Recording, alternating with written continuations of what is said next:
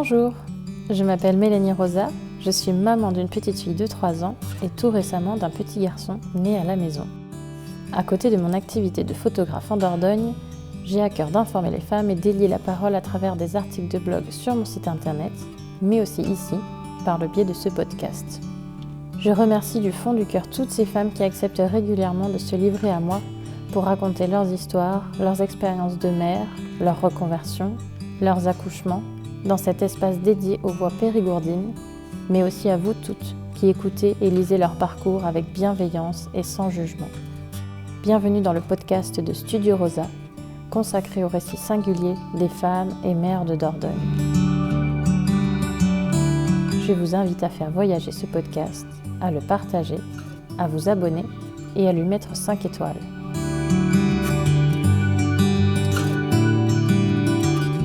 Alors je suis avec Julie Toutain. Comment je vais la présenter? Donc on a dit accompagnante périnatale, ancienne doula, spécialisée dans l'allaitement. Est-ce que tu peux un peu te présenter? Merci de me recevoir aujourd'hui, c'est très chouette. Je suis contente d'être là et de te rencontrer. Moi aussi, ça me fait très plaisir. Oui, du coup, je suis ancienne doula. Ok. Et maintenant, je suis formatrice périnatale, formatrice en allaitement particulièrement. D'accord. Et oui, je suis spécialisée en allaitement. J'ai fait plusieurs formations, notamment en épigénétique, en anthropologie aussi, en psychologie un petit peu. Ok. Je me suis beaucoup passionnée sur tous ces sujets-là. Je suis autrice aussi. Maintenant, en fait, j'ai laissé un peu l'accompagnement périnatal justement pour former les professionnels qui vont accompagner les mères maintenant. D'accord, ça marche. Du coup, c'est ça. Maintenant, je fais plus que ça. Mais j'ai été très très longtemps dans l'accompagnement pendant presque 7 ans. Ok. Où j'ai fait ça. J'ai commencé à former tout en continuant à faire de l'accompagnement et maintenant je me consacre à la formation de pro uniquement. Ok. Et tu as toujours voulu du coup être dans le domaine de la périnatalité. Comment ça t'est venu tout ça? Si on revient un peu en arrière, est-ce que tu as exercé toute autre activité avant peut-être ou J'ai fait beaucoup de choses avant. Ouais. J'ai fait beaucoup de choses, j'ai touché un peu à tout, mais j'ai surtout été longtemps dans le milieu vétérinaire. Ok. Par contre. Donc, j'étais auxiliaire spécialisée vétérinaire pendant presque 10 ans, où j'étais vraiment dans les milieux. J'ai fait 2-3 ans dans une clinique spécialisée en chirurgie, où on faisait que de la chirurgie. J'ai été en rural aussi beaucoup, mais aussi dans des cliniques de ville. Enfin, j'ai touché un peu à tout. Donc, ça reste aussi un métier qui est un peu basé sur l'accompagnement, parce que l'accompagnement des propriétaires, etc., c'est quelque chose qui me plaisait. Il y avait aussi tout un aspect médecine qui me plaisait beaucoup aussi, surtout dans le milieu vétérinaire où c'est quelque chose de très global. Quand on va chez le vétérinaire, quelle que soit la pathologie qu'on a, on reste généralement avec le même vétérinaire. En humaine, on n'est pas trop là-dedans, on a des spécialités pour tout, alors que sur ce qui me plaisait beaucoup, c'était d'aller rechercher pourquoi un animal n'était pas bien, d'interpréter les analyses, etc. Voilà. Donc j'ai toujours eu quand même ce truc de m'intéresser beaucoup au fonctionnement, on va dire, physiologique, que ce soit animal ou humain, parce que aussi, en parallèle, je ne fais pas que ça, puisque là, j'ai un élevage de chevaux aussi. Donc, je suis aussi passionnée dans ce milieu-là. J'ai fait 15 ans de formation en éthologie équine, permaculture équine, nutrition équine. Donc, voilà, tout ce qui est biologie, fonctionnement, etc., ça me plaît dans tous les domaines. Donc, j'ai juste basculé légèrement quand je suis tombée enceinte de ma fille, en fait, où tout d'un coup, ça a été... mais oui, j'adore, ça me passionne. En fait, je suis un peu comme ça. Dès qu'il y a un sujet qui m'intéresse, j'ai tendance à l'analyser, l'étudier. Tu vas tout donner pour... à l'exploiter jusqu'au bout, aller toujours un peu plus loin sur le sujet. Donc forcément, quand je suis tombée enceinte, j'ai voulu me dire, bon allez, je veux maîtriser le sujet, etc. Donc je suis tombée d'abord dans l'allaitement. Puisque j'ai vu une conférence de Virginie Lespingal, qui est IBCLC à Toulouse, qui faisait une petite conférence pour expliquer les bienfaits de l'allaitement. Et je suis restée genre, j'adore. Donc avant d'être doula, j'ai commencé en tant que marraine d'allaitement. J'ai rejoint l'allaitement tout un art, l'association l'allaitement tout un art, où j'ai commencé à me former beaucoup, faire de l'accompagnement à l'allaitement. Et puis quand ma fille est née, je me suis dit, je veux aller encore plus loin. Parce que donc tu deviens doula avant quand même pendant ta grossesse? Non, là j'étais vraiment dans l'accompagnement à l'allaitement. Avant tout. Et ce n'est que quand ma fille a eu à peu près 6 mois que j'ai découvert en fait le métier de doula et je me suis dit c'est vraiment ça que je veux faire. Et Et c'est là que je me suis formée. Je me suis formée à l'Institut Doula de France avec ma fille de 6 mois. Et donc, j'allais en formation pendant 1 an avec elle à Lyon. J'étais à Toulouse et j'allais à Lyon avec elle. Je prenais l'avion. Ok. Je dormais chez ma belle-sœur qui habitait à Lyon. Donc, c'était chouette d'avoir un pied-à-terre. Et puis, elle venait avec moi en formation et je suivais mes cours comme ça. Trop chouette. Voilà. Donc, la maternité a quand même été le levier déclencheur quand même de ça, comme beaucoup, je pense. Oui, Alors, il y en a, non, mais il y a aussi un espèce de déclencheur parce que, évidemment, si on est sensible un petit peu à l'arrivée des bébés sur Terre, on a envie de changer le monde, quoi, quand on commence à mettre un peu le nez dedans ou même vivre des choses personnellement. Et du coup, comment t'as accueilli cette première grossesse, du coup ? Alors, l'histoire est assez jolie, en même temps un peu semée d'embûches, puisque mon mari, en fait, je l'ai rencontré en 2013. Et 2 mois après qu'on se soit mis ensemble, on était amis avant, mais 2 mois après qu'on se soit mis un peu officiellement ensemble, il est tombé malade. Il a eu une leucémie. D'accord. Donc, on a passé 2 ans dans les hôpitaux, dans la maladie, dans la peur. Il y a eu des moments très, très, très difficiles, puisqu'il a été en réanimation. Enfin, voilà, il y a eu vraiment tout un cheminement. Et en 2015, du coup, il a eu une greffe de moelle osseuse. Et donc, il était en rémission à partir de ce moment-là. D'accord. Et vers 2016, on s'est mariés en 2016. Et on a eu le projet aussi d'avoir un bébé. Sauf que, à la suite de cette leucémie, on nous a dit qu'il ne pouvait plus avoir d'enfant. D'accord. Et donc, il était en ce qu'on appelle en azospermie, c'est-à-dire qu'il n'avait plus du tout de spermatozoïdes. Oui. Et le spermogramme d'avant montrait des spermatozoïdes morts. Donc, on nous a dit, c'est terminé, il n'en aura plus jamais. Donc, on s'est mariés, on a fait une espèce d'énorme fête pour célébrer un peu ce retour à la fin de la galère, etc., etc. Et on est parti en voyage de noces. Et je suis revenue enceinte, alors qu'on était tout en protocole PMA, etc. Enfin, on avait vraiment... parce que, du coup, vous aviez quand même lancé tout ça avec un désir d'enfant. Oui, on voulait quand même... on était sur... ça y est, maintenant, on peut enfin... parce que quand on tombe malade à 25, 27 ans, on est un peu genre... ça nous coupe, en fait, dans tout ce qu'on doit construire à cet âge-là, finalement. Et donc, du coup, on a vraiment eu ce truc de partir dans la PMA, parce que quand on subit des chimiothérapies, en fait, on congèle avant les spermatozoïdes pour pouvoir permettre... D'accord, oui. Oui, vous aviez anticipé quand même. On avait anticipé, donc on avait tout le protocole qui était mis en place, et a priori, je devais faire une IAC, donc une insémination avec le conjoint, mais peut-être en fin septembre, quoi. Et nous, on est partis en voyage de noces, c'était fin septembre, et on devait faire l'insémination en octobre. Oui. Donc, je suis revenue, j'ai dû appeler la banque, le Sécos, et leur dire, on arrête tout, je suis enceinte et tout. Donc, tout le monde était très, très content. Puis finalement, tu vois, j'ai eu 3 enfants. Donc, forcément, on a accueilli un peu cette grossesse comme le bébé miracle. Oui. C'était genre notre petit bébé qui arrive malgré tout. Puis c'est la vie après tout ce qu'on a vécu, après la galère, après la maladie et tout. Donc, c'était vraiment... Donc, j'ai été assez malade à la fin. Je suis très entourée de mes animaux. On va sûrement les entendre. Elle va ronronner dans le micro. Elle ronfle.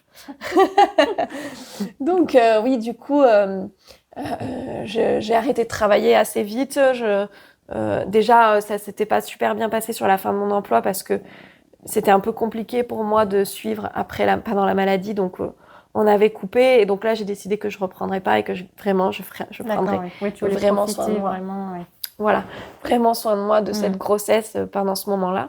Donc j'avais encore le chômage pendant 2 ans, donc voilà, j'ai vécu cette grossesse vraiment où je prenais soin de moi, je faisais attention à moi, et en parallèle, j'ai commencé à me former du coup.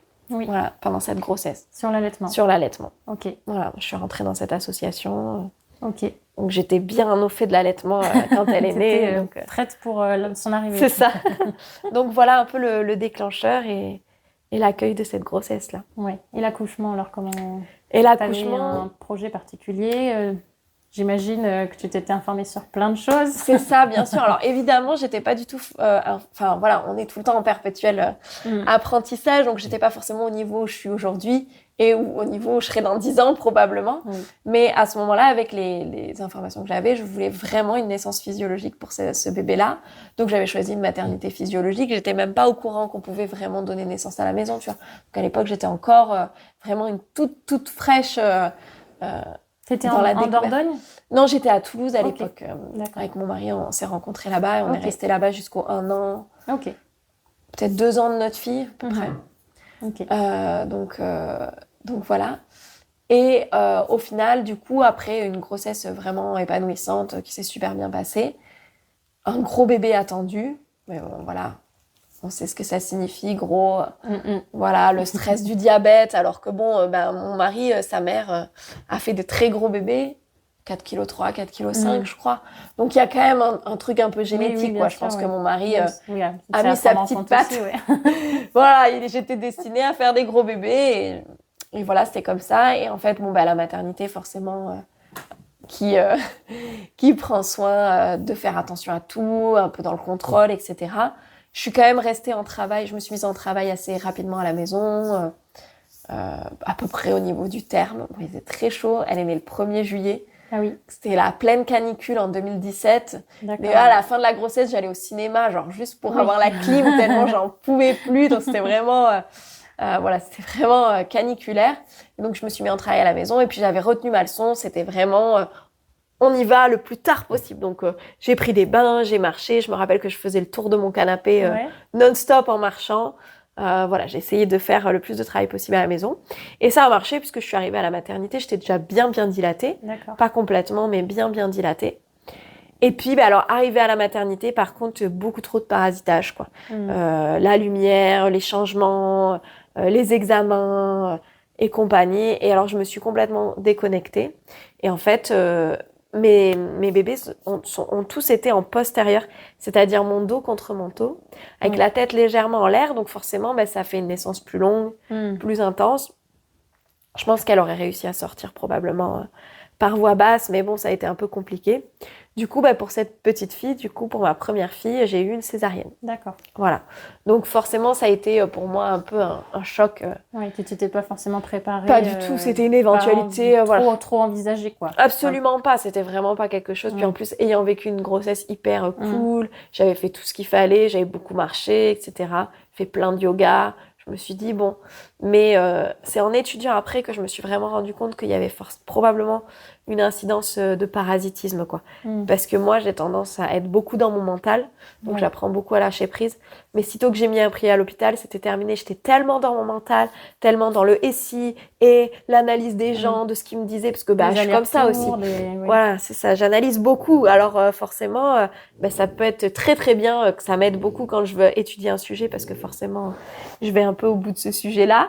Et puis d'un autre côté, c'est aussi un peu paralysant parce que on est beaucoup dans le mental, on est très dans le cérébral, donc dans des moments où il faudrait lâcher prise, c'est moins évident de lâcher prise. C'est sûr, oui.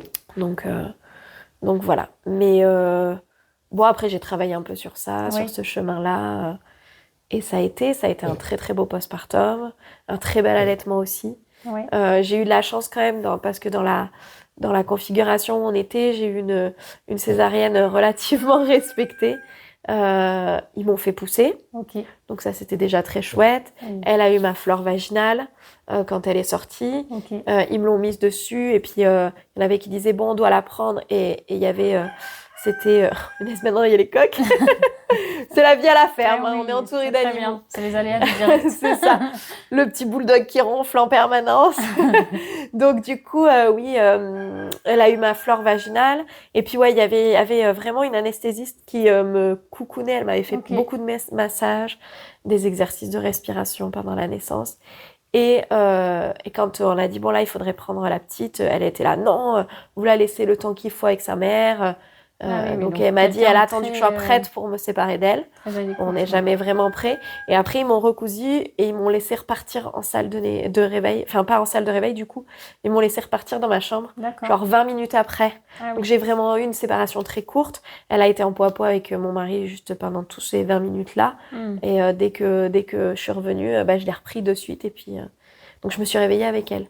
J'ai pas eu de séparation de 2-3 heures comme certaines mamans. Donc on peut dire que quand même j'ai eu de la chance dans tout ça. Mais ça a été assez compliqué. Le postpartum, les douleurs, la récupération. Puis même sur cette phase de réveil, je me souviens que je tremblais énormément. J'étais... le réveil est vraiment hyper violent quoi, d'une césarienne. Donc, enfin, le réveil. Le après-coup, la redescente, quand les anesthésiques commencent à s'éliminer. J'avais très froid, j'étais très... Mais elle était bien, elle était en peau à peau. Et puis, j'étais subjuguée, par contre. Je pouvais pas lâcher mon regard d'elle. Donc, ça m'a aidée aussi à... Je pensais moins à ce que je ressentais dans mon corps, mais plus à ce que je vivais dans la rencontre avec mon bébé. Donc voilà. Et tu as pu mettre en place tout ce que tu avais appris pour l'allaitement. Comment ça s'est passé? L'allaitement vraiment, elle a tété tout de suite. Et puis après, à la maternité, j'ai eu 2-3 crevards au début, mais ça, je pense, voilà, vraiment l'élimination d'un peu tout ça. Elle, forcément, une naissance un peu physique, quoi, même pour elle. On a été voir l'ostéo peut-être même moins d'une semaine après la naissance. Donc, et puis elle a pas eu de difficulté de succion, rien du tout. Donc elle, je l'ai allaitée 4 ans, sans aucun problème. Je l'ai allaitée pendant la grossesse de son premier frère, en co-allaitement avec son premier frère, et pendant la grossesse de son deuxième frère, du coup. Donc voilà, et elle a arrêté juste avant la naissance de mon troisième bébé. D'accord. Donc je les ai co-allaités tous les deux pendant la grossesse du troisième. Donc tu vois, elle a eu un allaitement... c'est celle que j'ai allaitée le plus longtemps. Donc, vraiment, un allaitement très cool, quoi. Et vous avez réussi à trouver votre équilibre assez facilement avec un petit bébé à 3? Ouais, c'était... Ouais, vraiment, c'était vraiment le bonheur. Tu vois, on a accueilli notre petite fille, notre petite princesse, la première. Moi, j'étais à la maison, de toute façon. Puis ensuite, vers ces 6 mois, là, quand j'ai commencé à récupérer un peu, je partais donc faire ma formation. Mon mari continuait à travailler, du coup. On a déménagé entre-temps à la campagne à Toulouse déjà, dans la campagne de Toulouse, dans une petite maison au milieu de la forêt, des champs. Donc déjà on était dans un autre espace, donc c'était assez chouette. Et voilà, c'était cette parentalité-là. Moi j'avais très envie d'être maman, donc je l'ai plutôt vraiment bien vécu. C'était vraiment une parentalité hyper épanouissante pour moi. La découverte de ce bébé, la maternité. Même pour Tom, ça a été très chouette aussi. Donc, Et du coup, vous vous êtes dit, on en fait un petit deuxième. Voilà, on a enchaîné direct. Comme ça, pareil. Enfin, vous non, avez on s'est essayé de dit aller sur la PMA ou vous avez dit non. Non, là, on a dit c'est bon. Donc j'ai tout arrêté. On se protégeait plus. Et on a dit on verra bien. Et puis c'est arrivé assez vite, je crois, au bout de 4 mois, quelque chose comme ça, TC. Paf, je suis tombée enceinte. Donc Zoé avait 18 mois. D'accord. Bon, à refaire, je ferais pas forcément des enfants rapprochés. Moins rapprochés, Ouais, on en parlera peut-être après. Mais bon, là, j'étais prête et on avait vraiment envie d'agrandir la famille. Et donc, je suis tombée enceinte de mon deuxième, donc Pio. Et ça a été une grossesse pareille, très épanouissante. Mais à cela que j'ajoute quand même qu'il y avait la petite deuxième qui me demandait beaucoup.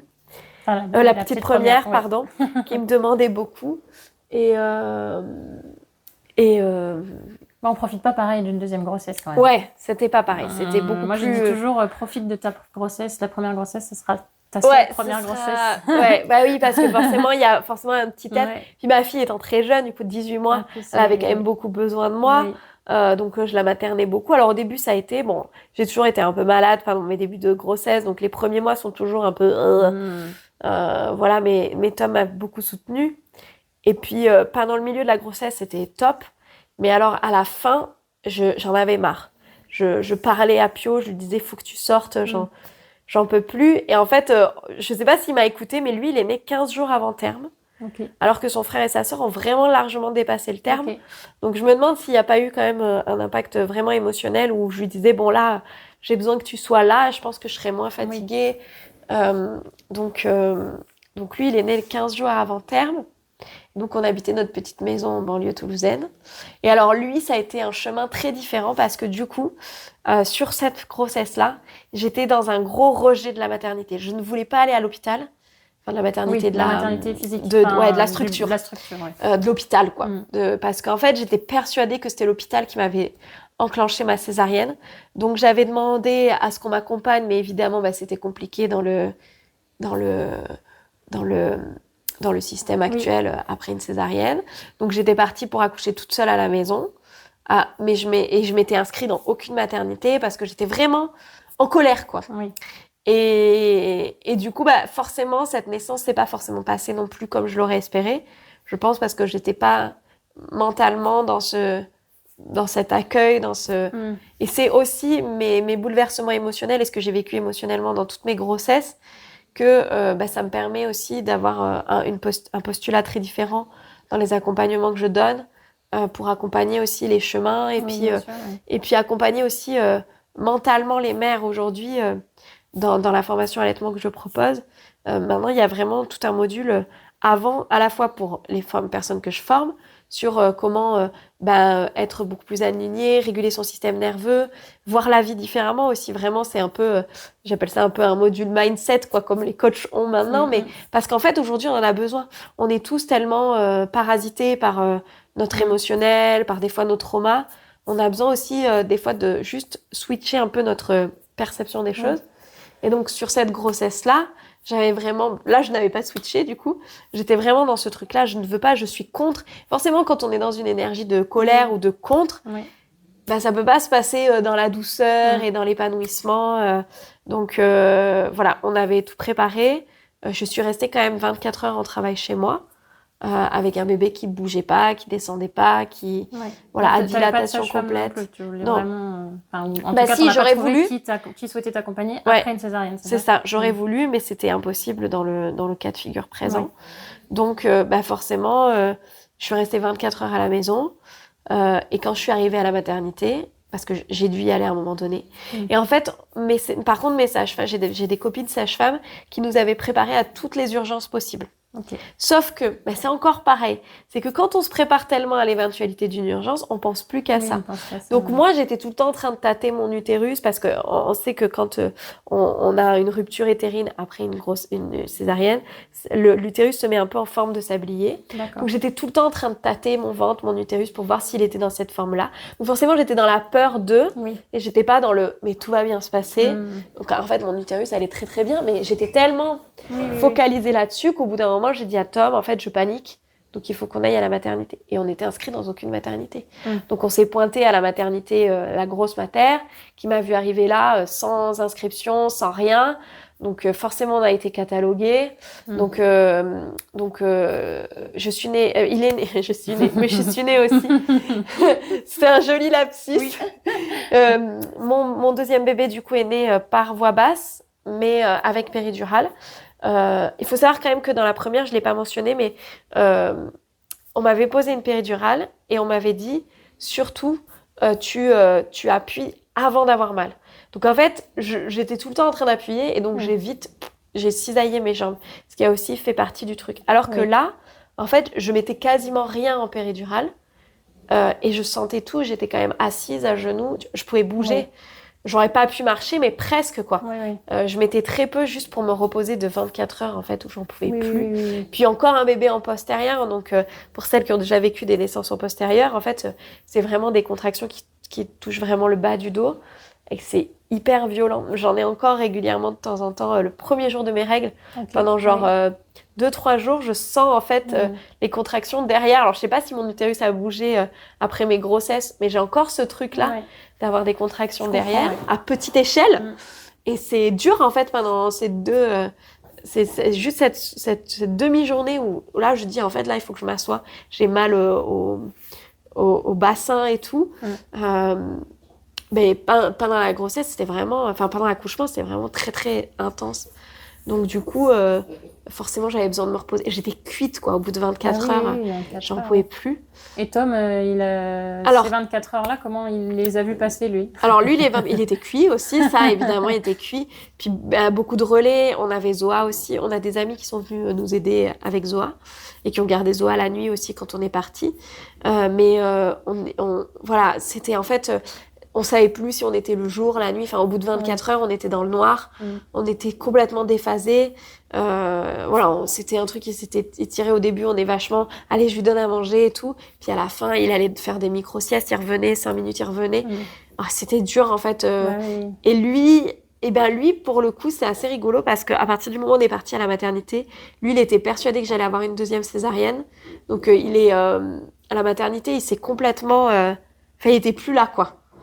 Et en fait, je lui ai dit, tu sais quoi, j'ai pas besoin de toi. Et à la maternité, je lui ai vraiment laissé... il était sur son siège et je lui ai dit, dors et tout. Et du coup, j'avais vraiment besoin, en fait, de me séparer un peu de lui et de son énergie. On a bien réussi. Parce que, évidemment, pour lui, c'était difficile d'être dans une énergie positive quand toute sa tête lui disait, en fait, c'est mort, on a préparé tout un truc pour rien. Et je comprends. Et en même temps, il voulait pas me parasiter, mais en même temps, il était là quand même. Et moi, j'étais persuadée que j'allais donner naissance par voie basse. Donc, vraiment, je me suis désolidarisée complètement de lui. Je me suis mis dans ma bulle. J'ai visualisé mon bébé, je lui ai parlé. Je me suis reconnectée à lui parce que ces dernières 24 heures, en fait, au bout d'un moment, j'étais plus avec lui. On était vraiment dans deux sphères différentes. Et là, je suis vraiment reparlée. J'ai fait des travails de visualisation. J'ai vachement bougé mon bassin en 8. Enfin, je faisais plein de trucs. Et j'étais là, on va le faire naître par voie basse. Et donc, lui, il a été complètement spectateur à partir de ce moment-là. Où j'ai accouché par voie basse, on a eu une petite sage-femme extra. Là, vraiment, on a eu vraiment beaucoup, beaucoup de chance. Par contre, qui nous a vachement aidés. Ils ont dû mettre une ventouse à Pio. Donc ça, c'est un de mes regrets, forcément, de cette naissance-là. Et j'ai fait, en fait, il est sorti, je l'ai pris contre moi. Puis à un moment donné, j'ai dit, je me sens pas bien, et puis blackout, quoi. Et donc là, quand j'ai réouvert les yeux, Pio était plus là, Tom était plus là, tout le monde avait évacué la chambre. En fait, j'ai fait une hémorragie je sais pas en fait comment ça s'est passé. Parce que sais pas à quoi c'est dû exactement. Oui, parce qu'en fait avec les ventouses, c'était un gynécologue qui est venu que je connaisse pas. Elle était très gentille, c'était une gynécologue. Elle était très gentille, mais en fait je sais pas trop dans quelle mesure ils ont forcé un peu la délivrance et tout parce que voilà. Donc je sais pas si c'est. Je l'ai vu après sur ma dernière naissance et même sur la récupération post-partum, les lochis et compagnie, j'ai vu que moi, j'étais quand même quelqu'un qui saignait beaucoup. Ça, c'est un fait. Donc, mais bon, en tout cas, je suis partie, quoi. Je me sens pas bien, et puis blackout, quoi. Donc, j'étais plus là du tout. Ils ont pas trop discuté de ça. Enfin, ils m'ont pas trop informée, donc ça, c'était un peu pénible. Et donc, après, j'ai récupéré Pio, mais pareil, comme Zoa, 20 minutes après, ils sont revenus, une fois que j'étais stabilisée, etc., ça a été. Donc, j'ai récupéré, parce qu'ils ont pu recoudre très rapidement, de suite, là où j'étais, quoi. J'ai pas parti au bloc, ni rien du tout. Donc, voilà, c'était comme ça. Donc t'as là... eu des points un peu, justement, en bas? J'ai eu des points, j'ai eu des points. Enfin, ça a été... Là, ça a été un postpartum aussi très compliqué en termes de récupération. Donc, en plus, j'enchaîne 2 postpartum physiques, quoi. 2 naissances et 2 postpartum très physiques. Et assez rapprochés. Et très rapprochés. Donc, forcément, là, j'ai mis mon corps à rude épreuve, je pense. Voilà. Oui, parce que là, le deuxième accouchement, ta fille avait quel âge? Elle avait 2 ans. 2 ans. 2 ans et 2 mois. Ouais. Donc, elle était petite, quoi. Elle était petite, donc voilà. Et puis alors bon, j'étais toujours un peu dans ma colère de l'hôpital. Donc il y a des choses qu'on a refusé de faire, des choses qu'on a acceptées, des choses qu'on a refusées.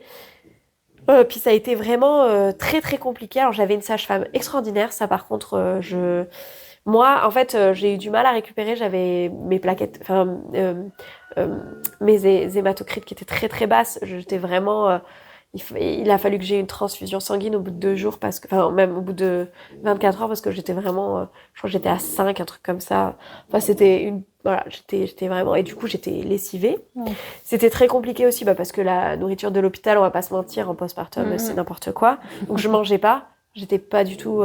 Donc, en fait, Tom faisait des petits plats, mais il arrivait que vers 14 heures parce qu'il s'occupait de notre fille. Donc, il pouvait pas rester 24 heures sur 24. Notre fille avait besoin de lui. Quand il venait avec notre fille, elle était pas d'accord de rester dans l'hôpital. C'était hyper violent pour elle. Elle voulait pas spécialement découvrir son petit frère. C'était compliqué. Elle avait réussi à capter un petit peu, malgré son jeune âge, que tu étais enceinte et que ça a impliqué Mais je pense que ce qui a été difficile pour elle aussi, ça a été le départ précipité à la maternité. Parce qu'on l'avait pas préparé à cette éventualité. On était tellement dans on va rester à la maison. Elle était avec vous? Elle était avec nous à l'accouchement. Et du coup, à un moment donné, moi, je pouvais même pas me connecter à elle, parler avec elle. Donc, c'est Tom qui a dû aller la voir, lui dire, on part, quoi, tu vois.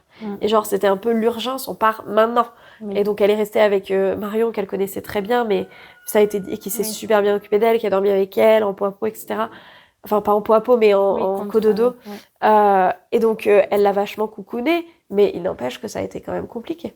Donc, pour elle, c'était un petit trauma, quoi. Donc, et puis alors, quand elle est venue à la maternité, c'était... Alors, si elle a pris son petit frère dans les bras, elle était là, oh... Mais on sentait, elle voulait... Mais c'est fini, oui. Elle voulait partir, quoi. Elle était tout le temps en train de courir dans les couloirs, mon mari à courir derrière. Donc au bout d'un moment, je rentre à la maison. Ça a été très, très compliqué de gérer ça. Donc moi, j'étais beaucoup toute seule avec Pio à la maternité. J'étais vraiment dans c'est dur. J'arrivais pas à couconner mon bébé comme il faut parce que j'étais pas du tout dans les bonnes conditions. Au tout début, j'étais en chambre double. Donc là, c'était l'enfer. Déjà, j'avais pas de lumière parce que mon côté, c'était celui du mur. Donc, j'étais dans le noir total. J'entendais à côté, en plus, les conseils qu'on donnait à la maman pour ne pas allaiter. Bon, on va balancer un petit complément de lait maternisé. Moi, j'étais folle. Ça rajoutait mon énervement. J'étais là, bon, là, ça va aller, ça va aller. Donc, j'étais vraiment dans un environnement. Ils ont réussi à me changer de chambre. Et puis, je me suis retrouvée dans une chambre qui donnait sur le couloir. Donc, forcément, tous les gens me voyaient. C'était très étrange quand même, ces chambres avec une grosse fenêtre sur le couloir. Je voyais les gens passer, me regarder. Donc, je fermais les fenêtres, évidemment. Donc, j'étais renouveau dans le noir. Alors que, forcément, quand on vient de donner naissance, on a besoin si on veut bien synthétiser la bilirubine pour que nos enfants fassent pas de jaunisse, il faut de la lumière du soleil. Alors, déjà, dans une fenêtre, c'est pas non plus optimal. Ça filtre quand même beaucoup. Mais alors, en plus de devoir se mettre dans le noir, c'était catastrophique. Donc, j'étais énervée. Je voulais partir de là. J'en pouvais plus. T'es restée combien de temps là, Je suis restée 48 heures parce que j'ai fait un gros forcing pour partir. Et alors, c'est là qu'en fait, les problèmes ont commencé. Parce que déjà, les pédiatres n'étaient pas contents il y avait des choses que je voulais pas donner, donc n'étaient pas contents que je veuille pas les donner. Je donne pas de détails parce qu'à chaque fois que j'en parle, c'est notre choix personnel. Bien sûr, et je veux ni influencer les gens ni rien du tout. Donc, mais elle est venue dans notre chambre en mode colère. Pourquoi vous donnez pas ça? Pourquoi vous faites pas ça? Puis nous, alors en plus très calme et puis très au fait aussi des choses. On lui explique par A plus B, scientifiquement et tout, pourquoi. Et elle s'énerve. Puis moi, je lui dis, écoutez, moi, en fait, je suis jamais contre une médicalisation. Moi, je suis pas une anti-médecine. Je lui ai dit, en fait, j'aimerais juste que vous me prouviez par A plus B que j'ai plus de bénéfices à le faire que de risques. Parce que actuellement, si je le donne pas, c'est parce que je suis persuadée, j'ai plus de risques à le faire que de bénéfices. Et là, elle a pété un câble. Elle m'a dit, de toute façon, si on vous dit de le faire, vous le faites. Mais j'ai dit, non. Voilà, je lui ai dit non, ça marche pas comme ça. Et puis voilà. Et donc, elle est partie, mais furieuse. Et donc là, les pédiatres, ils m'avaient pris en grippe. Direct. Et en fait, au bout de 48 heures, j'ai dit, écoutez, là, en fait, je veux me sortir de là.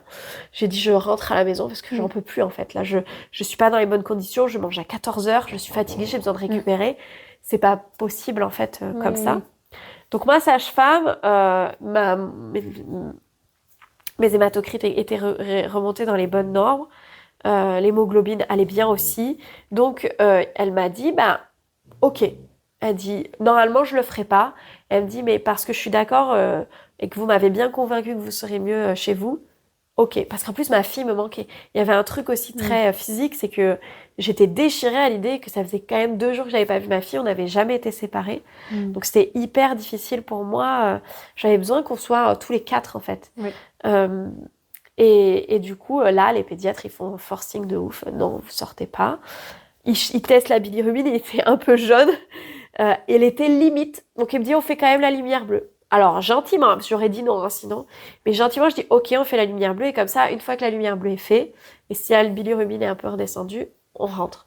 Et ils m'ont dit, OK, on fait ça. La bilirubine redescend. Ils me disent, on va quand même faire une prise de sang. Là, je fais OK, tu vois, gentil, parce que j'aurais vraiment pu dire non. De toute façon, on avait en contrat moral, la bilirubine redescendait, donc on devait sortir. Je dis OK, je fais la prise de sang, pas de souci. Je me lève, j'étais pas bien, je pousse mon bébé là à la prise de sang. Et là, je rentre dans le bureau des infirmières, elle dit c'est elle la sortie précoce. Déjà. Voilà, et je dis, elle a un prénom, elle est juste en face de vous, donc elle aimerait bien un petit peu de considération, tu vois.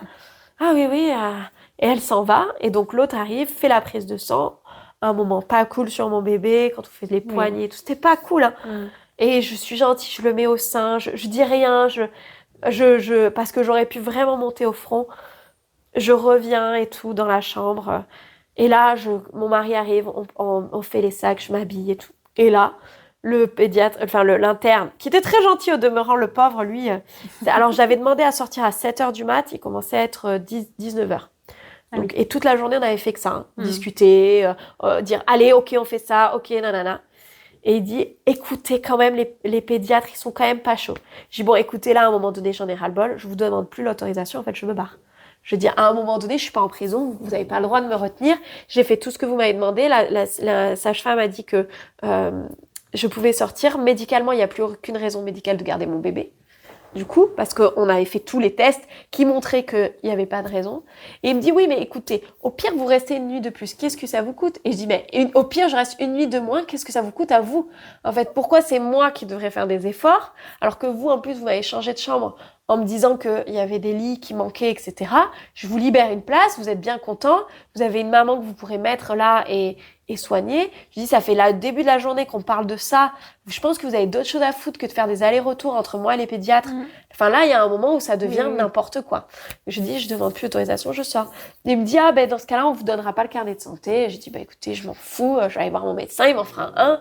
Enfin, tu vois, OK, j'aurais pas les trucs de la naissance, mais je veux dire, si c'est que ça, à un moment donné, ma santé mentale, ma santé physique, ma récupération, et même les liens que j'étais en train de créer avec mon bébé, qui était en train d'être complètement entaché sur ces premières 48 heures, ça commençait à être de trop. Il me dit, OK, je vais le dire au pédiatre, donc il se barre, et puis là, j'ai une infirmière qui rentre dans la chambre, avec un téléphone, et qui me dit, c'est la cadre de l'hôpital qui veut vous parler. Et je dis, OK. Ça commence bien. Là, je prends le téléphone, ça sent le roussi. Mais là, ma patience commençait à être vraiment étiolée. Je veux dire, j'avais fait beaucoup d'efforts. Et la cadre, oui, nanana, les pédiatres. Alors moi, très gentille, je parle, nanana, oui. Et là, je dis, j'explique par A plus B à nouveau, pour quelle raison je serais mieux à la maison et que les pédiatres... Et puis il me dit, oui, mais les pédiatres, ils n'ont pas donné l'autorisation. Je dis, écoutez, de toute façon, les pédiatres, ils sont même pas venus voir mon bébé, en fait, Ils sont même pas venus dans ma chambre. C'est-à-dire que je parle avec l'interne depuis le début, je vais avec des infirmières pour faire des prises de sang, mais personne n'est rentré dans ma chambre pour discuter en face à face avec moi, pour ausculter mon bébé. Je dis donc, à un moment donné, les pédiatres, ils peuvent dire non. Il y a un moment donné où, en fait, il y a rien qui me force à rester parce que mon bébé va bien. Il tète bien, il prend bien du poids, la bilirubine est redescendue. Je dis, vous n'avez plus aucune raison de me garder. Elle me dit, de toute façon, c'est très simple. Si vous partez maintenant, j'appelle le procureur de la République, je vous déclare en fugue. Puis ce soir, les flics viennent chercher votre bébé chez vous. Elle m'a dit ça. D'accord. Alors là, j'ai fait OK. Alors là, j'ai dit, écoutez, vous me menacez. Elle me dit pas du tout. Elle me dit, je vous préviens. J'ai dit, non, ça, c'est une menace. Je dis, alors, vous inquiétez pas. J'ai dit, je raccroche. Et là, je suis allée voir, j'ai pris une demi-heure, là, juste pour appeler toutes mes copines, leur demander de me renvoyer tous les textes et tout, compagnie. J'ai rappelé le pédiatre et je lui ai dit, l'interne, je lui ai dit, voilà, vous allez sortir ça au pédiatre. Je vais rester une nuit de plus, mais demain matin, première heure, je pars au commissariat et je porte plainte contre non-respect des droits du patient, non-respect de la loi Kouchner, non-respect du code de la déontologie. Je sors tous mes droits. Il me dit, oh mon Dieu, mais on va pas en arriver là. Je dis, mais attendez, vous vous rendez compte de ce qu'elle m'a dit? Il me dit, mais pourtant, c'est une dame très gentille. Je dis, mais j'en ai rien à faire. Je lui dis, là, elle m'a menacée. Et je lui ai dit, moi, je peux pas laisser passer ça pour moi, mais aussi pour les autres derrière. Je lui dis, parce que là, vous tombez sur quelqu'un qui est sympa, qui est assez alignée avec elle-même pour que ça lui flingue pas entièrement son postpartum, mais vous vous rendez compte de ce que ça peut faire comme dégâts sur une mère qui a juste besoin de rentrer chez elle, en fait. Et qu'on la traite comme une criminelle. Je lui dis, moi, j'ai pas de problème. Je lui dis, mais en fait, je laisserai pas ça passer. Et ben, ils sont revenus, tout mielleux, là, à me dire, OK, on signe une décharge, vous partez. Et ils m'ont donné le carnet de santé, en plus, genre, partez. Et là, je me suis dit, il a fallu que j'en arrive à les menacer et à dire, bon, bah, maintenant, ça suffit, pour que tout d'un coup, ils disent, OK. Et on est rentré à la maison à 21h, alors que j'aurais pu sortir bien avant, et que toute l'après-midi, on s'est plié. Et je me suis dit, pfff. Et après, on a monté un dossier avec d'autres mamans. Et après, mon postpartum m'a vraiment permis de créer du lien avec mon fils, avec ma fille, tous les 4. Oui, le retour à la maison a été cool, salvateur. Ouais. C'est des grosses histoires que j'ai. Et l'allaitement, du coup, ce deuxième Alors, l'allaitement de ce deuxième a été vraiment cool aussi. Parce qu'avec une petite aussi... Alors, ma fille, elle s'est mise à téter comme un nouveau-né, quoi, par contre. 15 fois par jour. Puis dès qu'elle me voyait téter, on sentait qu'elle avait vraiment besoin de réassurance. Vraiment. Et ça a été un peu difficile pour elle. Au début, elle pouvait être un peu violente avec son frère parfois. Enfin, elle, la découverte d'être une deuxième, ça a été... Enfin, une fratrie plutôt. Un deuxième enfant. Ça a été un peu compliqué pour elle. D'être un peu pas au second plan, mais entre guillemets, au départ, forcément, il y a surtout beaucoup par rapport à pour maman. le nouveau-né. Ouais.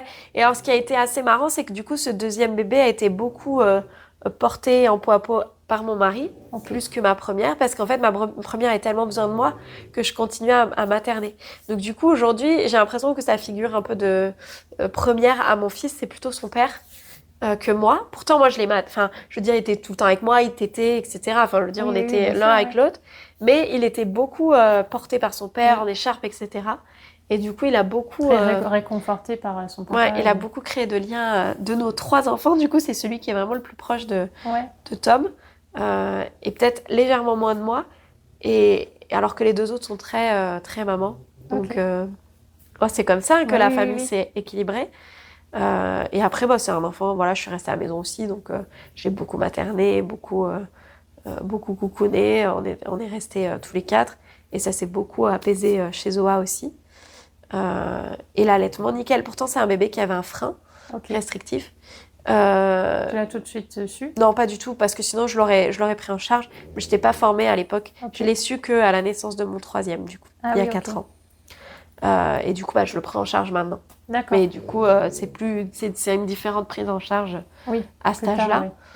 Et puis, j'ai découvert aussi il y a 4 ans, du coup, j'en avais un aussi. Et du coup, je le prends en charge aussi. Donc, voilà, on est tous les 3 là-dessus. Et donc là, à ce moment-là, tu en étais où dans tes formations, dans ta vie professionnelle à côté? Là, je faisais vraiment de l'accompagnement. J'étais formée en tant que doula. J'avais fait plusieurs formations autour de la naissance. Et j'avais sorti 2021. Quand est-ce que j'ai sorti? 2020. Donc non, j'avais pas encore sorti ma première formation. Mais j'étais dans l'accompagnement. D'ailleurs, j'ai accompagné un couple qui a donné naissance à peu près en même temps que moi, qui voulait absolument que ce soit moi. Et du coup, c'était mon dernier accompagnement avant la naissance de mon fils. Et on s'est suivi un peu, parce que je lui ai dit, moi, je pourrais pas être là en postpartum, quoi. Parce que elle a accouché le 1er octobre et moi, j'ai accouché, mon terme était vers le 13 novembre et j'ai accouché le 29 octobre. Donc, je lui ai dit postpartum. Donc, le premier mois, j'avais été un peu là à distance sur ma fin de grossesse. Mais après, voilà, ça a été, j'étais tout de suite dans ma grossesse à moi. Mais pour eux, c'était OK. Donc, on s'est suivis un peu dans les grossesses. C'était assez sympa. C'est rare comme style d'accompagnement. Mais du coup, c'était ça, cet accompagnement-là. Et voilà. Et après, du coup, vous déménagez en Dordogne, c'est ça? Après, on est venu ici, donc il y a 5 ans maintenant. Et pourquoi la Dordogne particulièrement? Mais on cherche. En fait, mon mari était dans l'ingénierie. Du coup, il était dans l'aéronautique à Toulouse, évidemment. Et que c'était un milieu vraiment... ça ressemblait pas à nos valeurs. Nous, on est vraiment dans le proche de la nature, dans l'écologique, etc.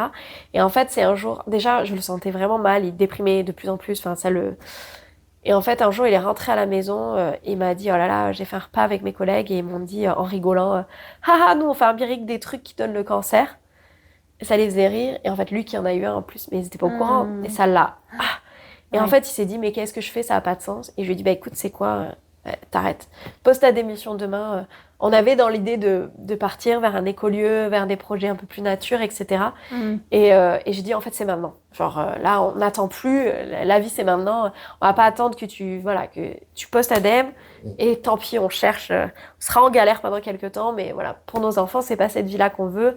J'ai dit, c'est maintenant. De toute façon, c'était le coup de trop. Il faut vraiment que ça s'arrête maintenant. Ouais. Ma fille pleurait quand il partait au travail le matin. Ah oui. Et c'est un truc que je comprenais pas trop, parce que même moi, des fois, quand je partais 1 heure, elle pleurait pas, alors qu'on était hyper fusionnels, qu'elle était un peu moins proche de son père.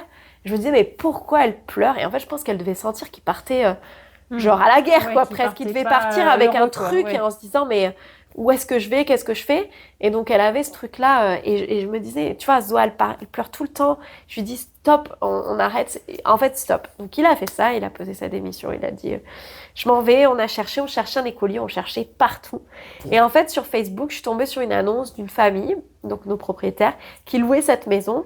Okay. Parce que nous, on est locataires, du coup, pour l'instant, ici. Et on va chercher à acheter, mais un peu plus tard.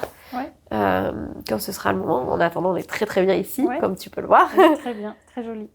et du coup, je tombe sur ça. On n'avait pas du tout envisagé la Dordogne. Mais en fait, nous, on n'était pas limités. On voulait juste changer de vie. Donc, c'était une petite maison de campagne avec un petit jardin. Eux, ils sont agriculteurs, donc la possibilité vraiment de développer des trucs. Et ils avaient 2 enfants, du coup, parce qu'on a tous 3 enfants, mais à l'époque, on en avait 2 chacun. Ouais. Ils avaient 2 enfants en IEF, donc en instruction en famille. Comme nous, en fait, finalement, nos enfants, on avait décidé de faire l'instruction en famille. Et ils cherchaient des familles, justement, pour partager des temps d'instruction, mais même de socialisation pour leurs enfants. Puis des familles avec qui créer du lien et puis avoir un esprit un peu communautaire, c'est-à-dire filer des coups de main quand ils en ont besoin. Enfin, voilà, faire un truc un peu commun. Et donc, nous, on se dit, vas-y, on essaye. Et on va visiter ça. Et genre, on tombe amoureux. On tombe amoureux du lieu. On tombe amoureux Alors, c'était pas du tout comme ça au départ, le lieu. On a fait énormément de travail dessus. Mais c'était quand même, un endroit magnifique. On visualisait très bien. En plus, moi, je dis, j'ai le projet de reprendre des chevaux. Oui, on pourra te louer tout un prêt. Même ça faisait partie du loyer, quoi, tu vois. Oui. Donc, on a dit, vas-y, on fait ça. On s'est laissé une petite semaine de réflexion. Puis quand je les ai appelés, je lui ai dit, on vient. Et elle a dit, oh, je suis trop contente. Et donc, on a pris toutes nos affaires et on est venu s'installer ici. Et c'était la meilleure décision de notre vie. Maintenant, c'est une autre vie qu'on a et franchement, on reviendra jamais en arrière. Jamais c'est impossible. Donc voilà, on a fait notre potager. Tom a arrêté de bosser pendant un petit moment, peut-être 3 ans. Il a fait son chômage, puis ensuite, il a pris un congé parental quand notre 3e est né. Et voilà. Et maintenant, il fait du pain au levain. Et ça marche très, très bien parce que son pain est juste oufissime.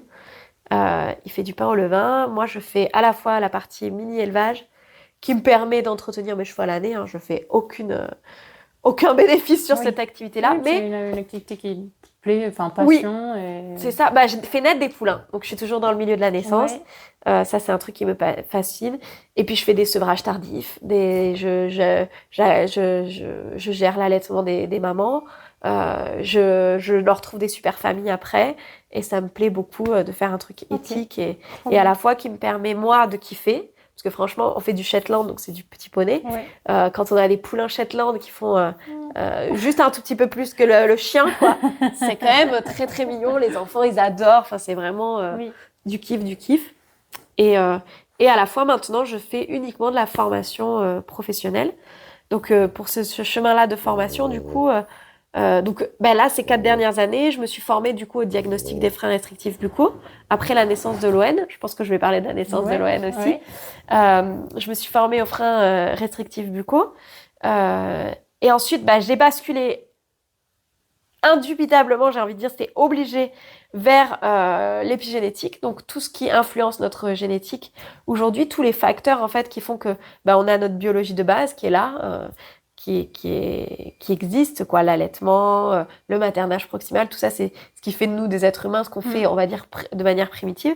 Mais il y a aussi tous les facteurs à la fois environnementaux, mais sociétaux aussi, qui font qu'on dérive de tout ça et qu'on évolue un peu différemment et sur plein d'aspects de notre physique. Et donc là, je suis tombée là-dedans. J'ai basculé vers l'alimentation aussi, notamment de l'alimentation de la femme, j'allais dire gestante. Enceinte et en postpartum, Enceinte j'imagine. et allaitante. Ouais. Et du coup, c'est fascinant. Et bon, je tombe toujours sur un truc en plus. J'ai jamais fini d'apprendre. Ah oui, Je suis toujours en plein apprentissage. Les réflexes archaïques aussi. Enfin voilà, tout ça m'a vraiment beaucoup fascinée. Et donc, en 2020, donc avant la naissance de Loen, j'ai décidé de créer une formation accompagner l'allaitement, je l'avais appelée. Donc c'était mon ancien niveau 1, c'était une petite formation parce qu'en fait, quand je suis allée dans ma formation de doula, je me suis dit mais non, c'est pas suffisant. On n'accompagne pas un allaitement avec ça. Faudra forcément basculer. Et je me suis dit en tant que doula, c'est bien d'avoir cette petite étiquette en plus, enfin cette petite valise en plus, de connaître l'allaitement. Donc j'ai fait cette formation qui était à destination à la base des doulas. Et puis qui s'est propagée, qui a eu une espèce de croissance un peu phénoménale, et qui a touché naturopathes, des auxiliaires de puériculture, enfin plein de monde. Et puis rapidement, j'ai sorti accompagner la naissance, puis accompagner le postpartum, des petites formations en plus. Et ça a beaucoup, beaucoup marché aussi, de pouvoir transmettre aussi mon savoir. Et je me suis rendu compte que j'adorais ça, transmettre. Ouais. Vraiment, c'était quelque chose... Et à ce moment-là, tu avais déjà une petite communauté sur les réseaux Oui, sociaux. oui. Quand est-ce que ça... Quand est-ce que tu t'es mis sur les réseaux en 2018, bien suivi, je crois. Et bien apprécié, j'ai l'impression. Ouais. En 2018, et je crois que c'est autour de 2020 que ça a commencé à bien exploser. C'est monté un peu... je faisais partie des genre 5 doulas avec le plus de followers à l'époque. À l'époque, c'était moins facile d'avoir des followers, donc il y avait vraiment un espèce d'engouement. Oui, à la fois, il y en avait peut-être aussi moins. Des gens sur Instagram. Personnes, donc... Ouais, c'est vrai, c'est difficile de savoir comment fonctionne Instagram. Entre guillemets, quoi. Tout à fait. J'avais commencé à faire tout ça. J'ai commencé à écrire mon premier livre, Naître ici, aussi, donc sur la naissance respectée, qui est sorti genre 1 mois après la naissance de mon 3e, du coup. Okay. Non, c'est Allaiter qui est sorti 1 mois après la naissance de mon 3e. Non, Naître ici est sorti en 2020, donc en même temps que ma formation allaitement, presque. Du coup, tu vois, il faut que je refasse un peu la chronologie. Ouais.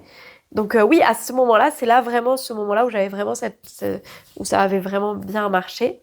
Et donc j'avais ces 2 formations-là. Et donc ensuite, je suis tombée enceinte de Loen. Donc une grossesse aussi très épanouissante. Ouais. Pareil, on s'est dit, allez, on est bien avec 2, on passe au 3e. Le même schéma. Ça a marché relativement vite aussi.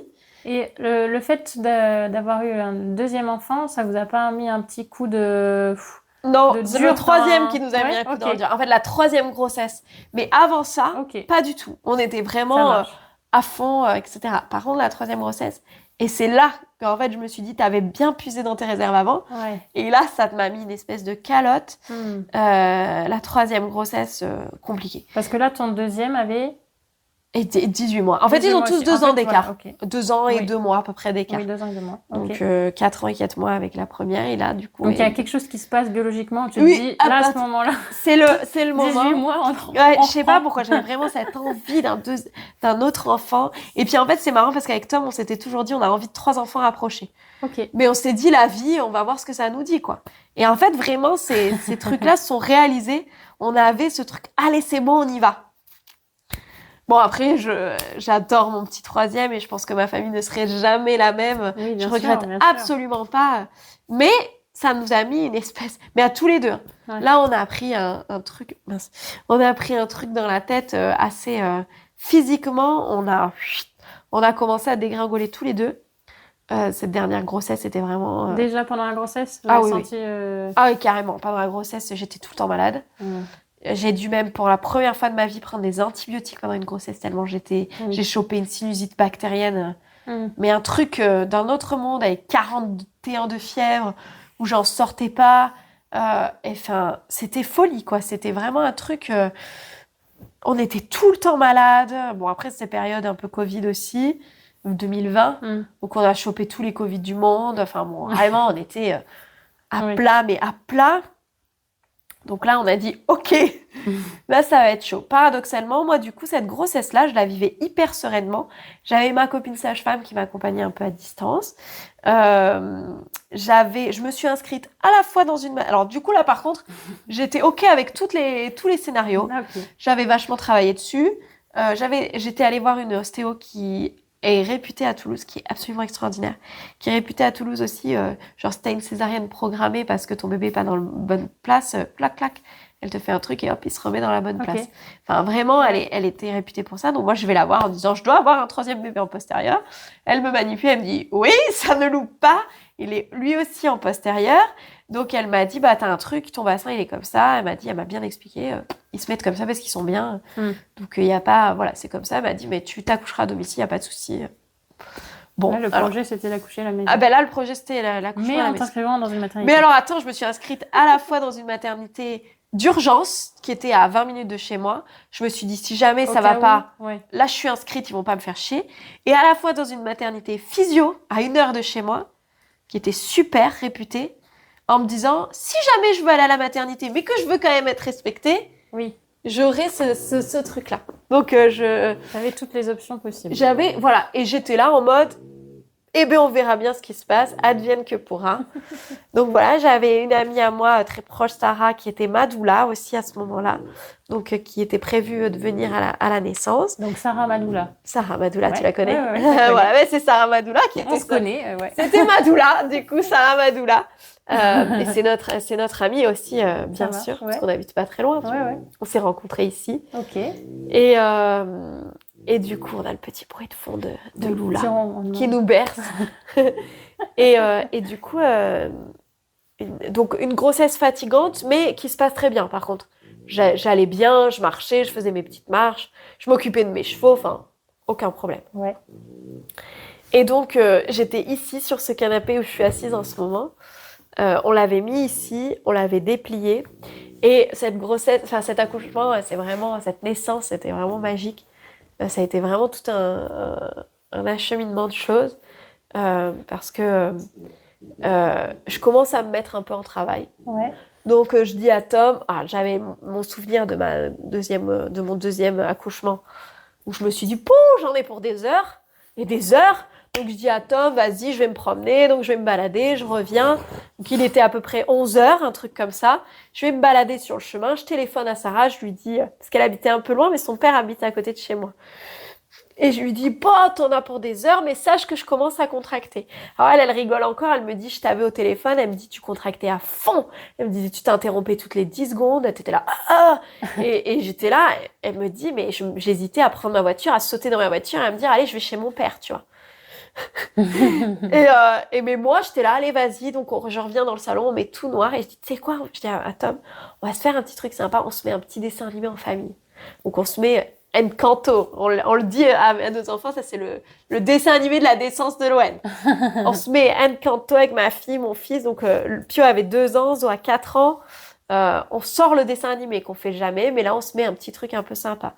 Toutes les 2 secondes, je me levais. Ma fille, tu fais trop de bruit, maman, et tout. Et à un moment donné, je me lève, je vais dans les toilettes. Et parce que il y avait des trucs qui poussaient. Et Tom me dit, tu poussais des cris de baleine, un truc hyper fort. Il me dit, alors à un moment donné, Zoa, elle était un peu genre, bon, j'en ai marre. Donc il a dû la prendre et la mettre dans la chambre pour qu'elle regarde son dessin animé tranquille. Pio voulait rester avec papa absolument. Et moi je lui dis, il faudrait que tu montes la piscine parce qu'elle nous avait prêté une piscine.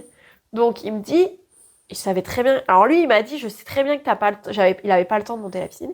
Il s'est dit, si elle me voit occupée, elle va pas, tu vois. Donc, il monte la piscine. Entre-temps, il envoie un message à Sarah quand même, genre à un moment donné, va peut-être falloir commencer à s'énerver un peu. Donc, il monte la piscine, puis je dis, bon, il va falloir qu'on aille à la mater, là, je peux plus. Et lui, il était là, oui, chérie, mais en fait... il se rendait bien compte mais je me disais quand même, dans mon truc, je me disais, mais en fait, je ne pourrais pas monter dans la voiture. À aucun moment, je suis capable de monter dans une voiture. Et en fait, je sors des toilettes, je vais me mettre sur le lit, et là, je fais, en fait, je sors la tête, quoi. Ah oui. J'étais à 4 pattes sur mon truc. Tom, du coup, avait lâché l'histoire de la piscine, qu'il avait même pas à moitié gonflé. Oui. Il avait dit, histoire de dire que tu la vois là. C'est ça. Et donc, du coup, je dis, regarde, il me dit, je vois la tête. Il envoie un message, Sarah, dépêche-toi, je vois la tête. Et donc, elle dit, je suis en bas là-bas. Elle était en panique. Et en fait, pendant ce laps de temps où elle est montée et où moi, j'étais à 4 pattes, le bébé est sorti. Genre, c'était vraiment... j'ai adoré la sortie de mon bébé, quoi. La sensation, ça me donnait des frissons et tout. C'était vraiment... c'était presque une naissance orgasmique. C'est vraiment quelque chose de très, très agréable. J'aimerais bien le revivre, quoi. Ouais. J'ai pas eu mal, j'ai eu aucune déchirure, enfin rien du tout. Il faisait 4,2 kg. Il est sorti comme une lettre à la poste, mais il était entièrement dans la poche des os, en fait, quand il est sorti. Ouais. Donc, c'est vrai que souvent, ces bébés qui naissent dans la poche des os, c'est hyper doux, c'est hyper agréable. Donc, du coup, par contre, je l'ai perché. Mais en fait, tout ça, je te le raconte, je le revois, mais à aucun moment, j'ai réfléchi à quoi que ce soit. Genre, j'ai percé la poche des os, j'ai ouvert, il avait le cordon autour du cou, j'ai déroulé le cordon autour de son cou. Je le voyais qu'il faisait... Donc, j'ai pris sa tête, j'ai aspiré son nez, sa bouche, et tout d'un coup, il a fait... C'était trop mignon. Et en fait, j'étais à 4 pattes comme ça, je l'avais entre mes jambes, et Sarah est rentrée. Elle a pris des photos, je m'en souviens absolument pas. Elle avait l'appareil, elle a fait clac, clac, clac. J'étais comme ça, et on voit ma tête que je la regarde, et elle me dit, je me souviendrai toujours, genre, je l'ai fait. Et j'avais mon petit bébé là tu vois, entre mes jambes, 1h de travail à peu près. Ah oui. Du coup, à 11h, il était 12h15 quand il est sorti. Tu vois, je disais, on a le temps, prenez le temps, on va y aller. Moi, j'étais vraiment... Mais aussi, c'est cet état d'esprit-là qui a fait qu'en fait, ça s'est passé...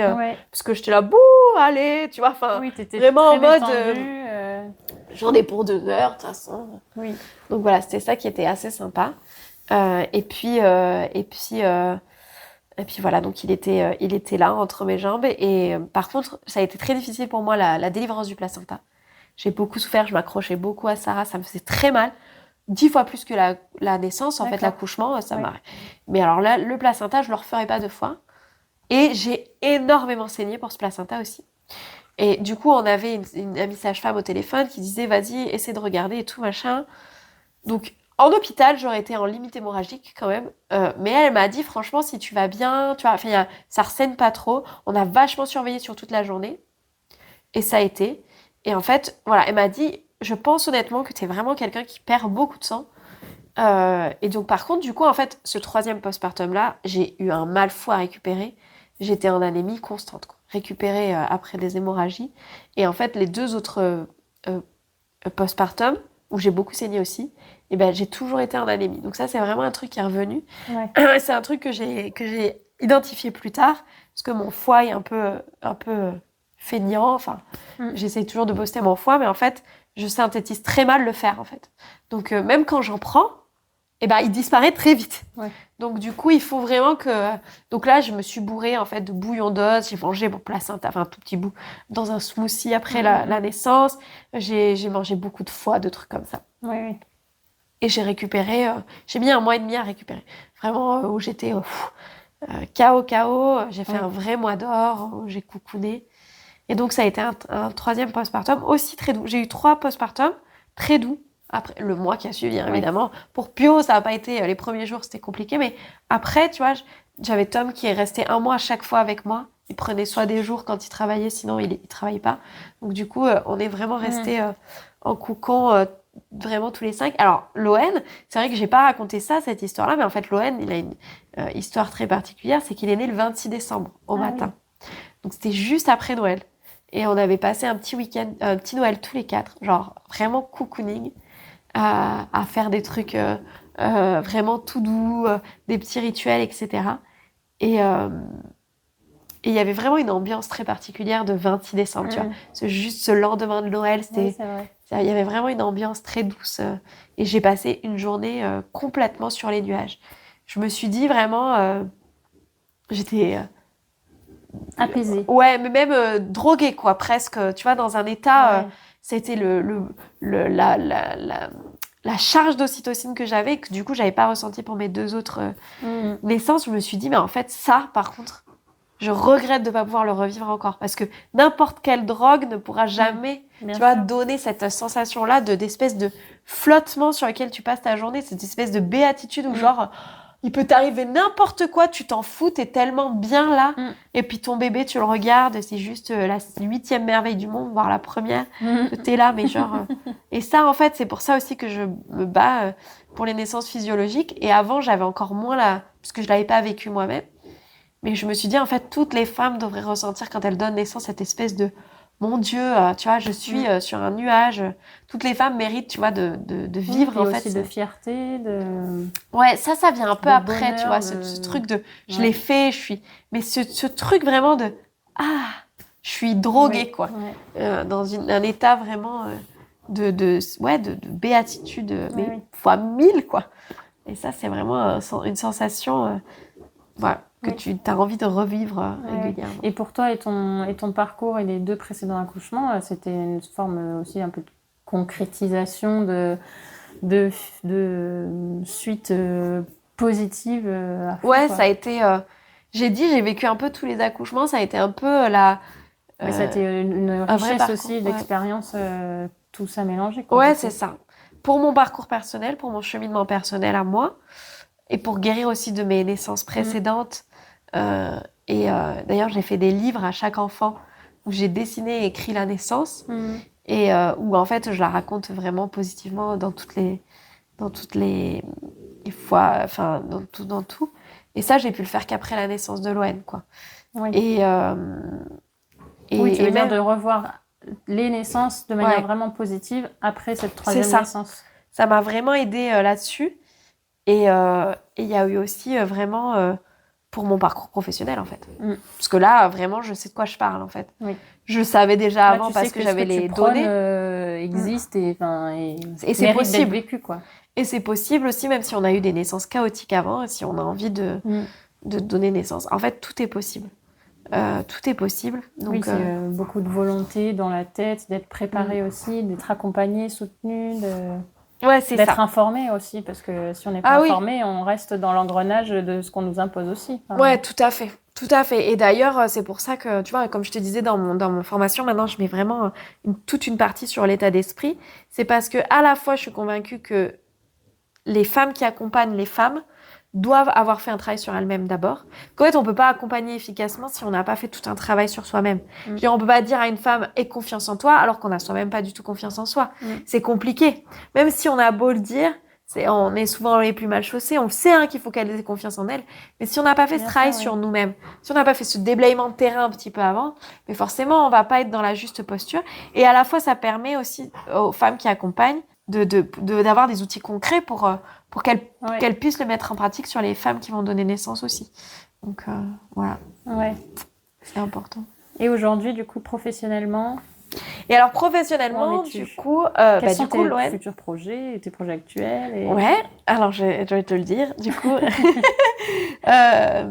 donc, quand Loane est né, du coup, tout de suite, j'ai vu qu'il avait des petites ampoules aux lèvres. Tu sais, lui, il a eu un allaitement aussi. Donc, Pio a arrêté de téter le jour de la naissance de Loane. Zoé avait arrêté pendant la grossesse de Loane, sachant qu'elle avait 4 ans et qu'elle tétait déjà genre une fois tous les mois, quoi. C'était vraiment, si elle avait un gros choc ou un truc, de temps en temps, elle venait me dire « Je peux téter un peu, maman ?» Mais elle tétait quand même, vraiment, c'était très anecdotique, son allaitement. Voilà, mais elle a quand même arrêté et je me souviens même pas de la dernière tétée, tu vois. Et Pio, par contre, le jour de la naissance, il a pas voulu téter. Et moi, j'étais genre là, déjà, tu sais, quand t'as 2 enfants, tu le vois déjà, mais en fait, ton premier, ou ton autre enfant, dès que l'autre naît, tout d'un coup, il te paraît avoir pris 50 plus. Ah oui. Il y a vraiment un truc. Mais le premier, qui est cet enfant très, très grand d'un coup. Ça fait bizarre, en fait. T'as ce petit bébé, puis tu vois ton premier, tu dis, mais où il est, mon petit bébé? Bon, bah, évidemment, ça m'a fait ça pour Zoé. Ça m'a fait ça pour Pio aussi. Et du coup, j'étais là en mode, tu veux pas téter? Non, c'est bon, maman. Lui, il le vivait très bien, mais moi, je le vivais très mal. Non, mais il veut pas téter. Et j'en ai pleuré, j'en étais malade qu'ils veulent plus téter. Alors qu'en fait, pour lui, bah, du coup, la jonction s'est faite très naturellement. Genre, il y a un nouveau bébé, je tète plus. Mais pour moi, c'était non. Et pendant 3-4 jours, je lui ai demandé, tu veux pas téter? Tu veux pas une petite tétée? Lui, il disait non. Et du coup, bon, bah, j'ai dû faire ce deuil-là en même temps que d'apprendre à être une nouvelle maman et de créer ce lien-là. Donc, ma dernière grossesse, mon dernier postpartum, et heureusement, j'ai eu qu'un seul enfant à l'été. Je dis heureusement parce qu'en fait, dans la suite de la grossesse, ce postpartum-là, il a été épuisant, et pour Tom et pour moi.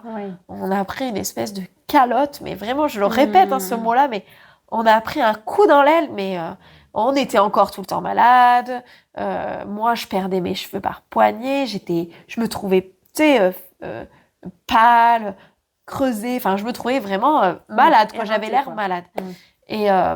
Et du coup, j'ai contacté... donc déjà, j'ai vu qu'il y avait le frein restrictif. Bon, ouais, je vais y arriver, mais on va commencer par ça. D'abord, j'ai vu qu'il avait un frein. Tout de suite, il avait des petites ampoules aux lèvres. Okay. Et là, ça m'a fait tilt. J'ai fait, peut-être, je crois qu'il a un frein.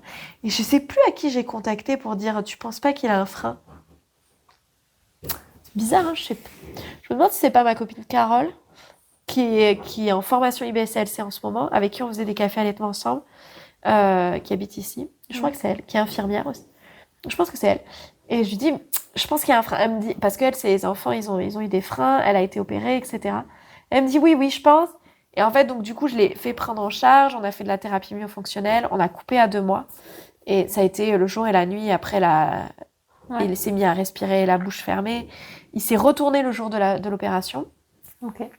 Et en plus, c'est un cabinet génial à Bordeaux, le cabinet de Noëlla Hara Johnson, qui est absolument super. C'est une dentiste qui fait les frénectomies, une IBCLC et une chiropractrice que tu vois en fait sur une même journée. Okay. Et du coup qui le prennent en charge et elles sont super. C'est une vraie prise en charge globale et sur la longue durée. Tu lui envoies des SMS à l'époque, mais je sais pas, peut-être elle fonctionne encore comme ça.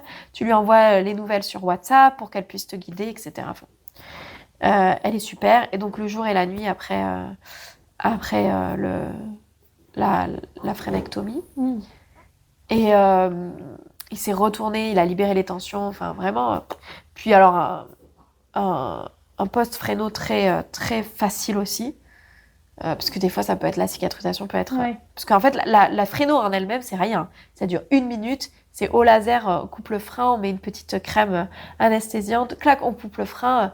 Ça a duré 2 minutes, 5 minutes montre en main, le fait que je sois pas avec Loen quand il a eu sa frein, et puis tout de suite ils te le remettent au sein pour que voilà, il a même pas pleuré, rien du tout quoi. Par contre, le post-chirurgie peut être un peu compliqué parce que la cicatrisation, la douleur peut-être se réveille. Ouais, voilà, c'est un peu les jours de cicatrisation suivants. Mais alors lui, nickel, vraiment nickel. Et du coup, voilà. Et donc là, forcément, à la suite de ça, je me suis formée au frein restrictif. Il fallait que j'aille. Donc, en plein milieu de la thérapie myofonctionnelle que je faisais avec lui, juste après la fréno, je suis rentrée dans la formation de Caroline Deville. Je me suis formée, j'ai appris des nouvelles choses. Et donc, parallèlement, j'avais un postpartum difficile. Je contacte une amie à moi, Lola Calypso, sur les réseaux sociaux, qui est naturopathe. Et je lui dis, Lola, je suis épuisée, je suis ramassée, qu'est-ce qui m'arrive? Bon, alors elle me dit, vas-y, on fait un point alimentation. Et là, elle m'apprend des trucs sur l'alimentation et je me dis, mais en fait, c'est logique.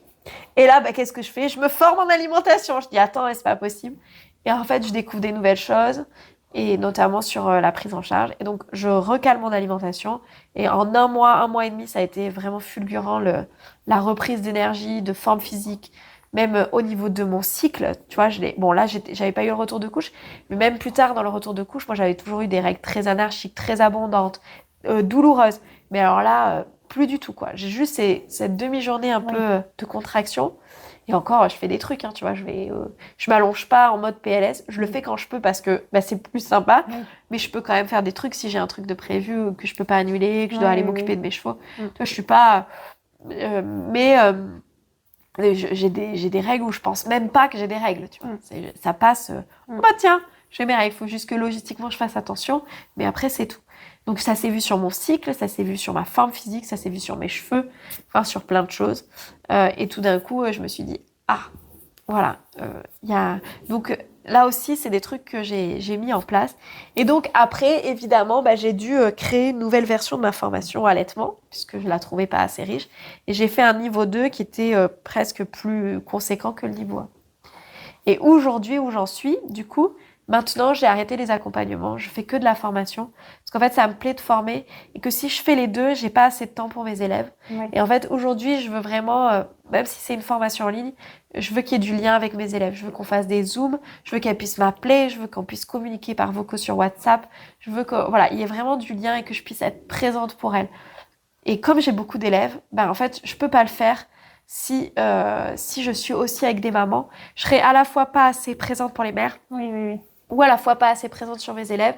Et en fait, je me dis, en fait, si je forme des élèves, c'est aussi pour qu'elles soient présentes pour les mères.